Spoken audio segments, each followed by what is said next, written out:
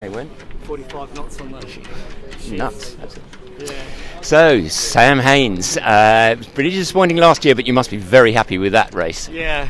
I think we had a really fantastic race, and obviously last year's disappointments, but here we are, and vindicated what we can do and what the yacht can do.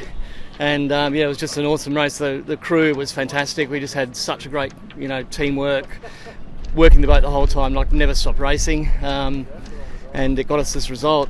We were led by Rob Greenhouse, put this thing together with Jack McCartney, and the whole program for this year, building on the foundations of the last few seasons with this particular boat. And it outsailed itself. It was just really, really good. And a pretty good ride for the most part, but a belter of a finish. Yeah, look, downwind races like that, they're great because you're moving so fast, and the speeds are awesome, and you're not at sea very long, but it's very hard work. Like the crew just has to constantly change sails. There's a lot of work on the pedestals, grinding. There's obviously a lot of load on the boat, so mechanical issues happen, things break. The sail changes are risky. There's a lot of manoeuvres which are risky in downwind sailing. So, all of those things do lead to the anxiety that you have when you're sailing fast, hard, downwind. And you can end up with, bad things happening, of course, when you're going that fast. But, it was amazing. And this boat's a very fast downwind boat. And then, we upwind last year, downwind this year. And then really big seas coming around Tasman just for that last sort of 60 miles. And then, hit Storm Bay. And this happened in the Derwent.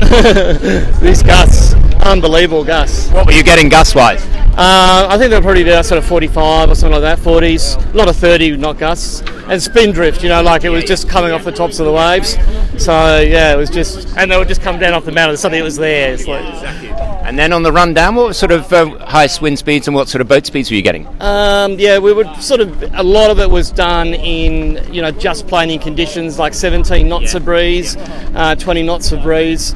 So we did have a lot of that, and then it built last night to the 30s, and that's when we had the cut across from out in the Bass Strait when we had to do the drive in. And we overstood it a little bit, so it came in pretty hot, but it kind of worked out okay for our sail plan and the way we handled the last little bit of the race there. And it's pretty extraordinary because you guys just sailed out of your skins last year, and then all that disappointment. It must be really hard to regroup and believe that you can actually do that well again, a second year in a row, when there's so many other things that affect it. Yeah, there's two ways you can take it. And I just thought, the way I'm going to try and take it is just to stand up and do it again and see how good we can be. And do it, enjoy the sport, obviously, want to be involved, and I really wanted to give it another go and decided, I'm going to do that, and we did it as well as we could. Had a couple of lead-up things to this, put a crew together, trained hard, did all the right things to give ourselves the best opportunity for the result, and here we are. Well, it must be pretty emotional for you. Yeah, I did get a bit emotional, I know, it is. Yeah.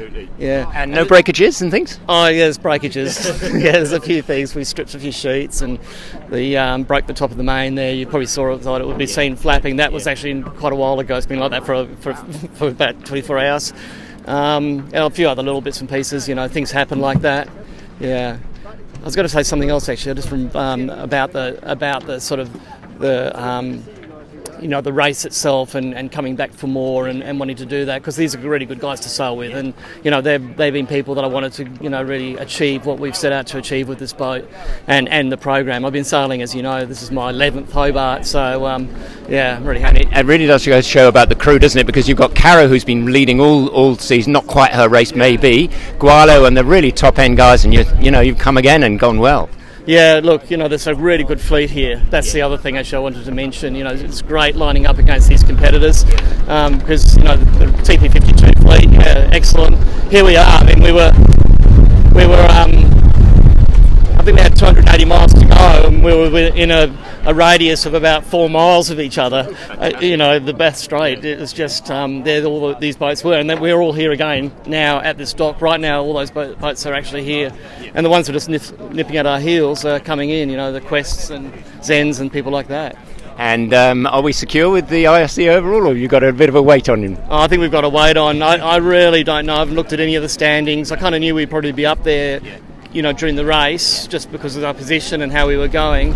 But I actually haven't really looked at what boats are on the standings there, so I don't know really. Very nice to be coming in, no protests, and actually feeling like there's a chance. Yeah. Well, we've done the first part of the equation, and that is, the correct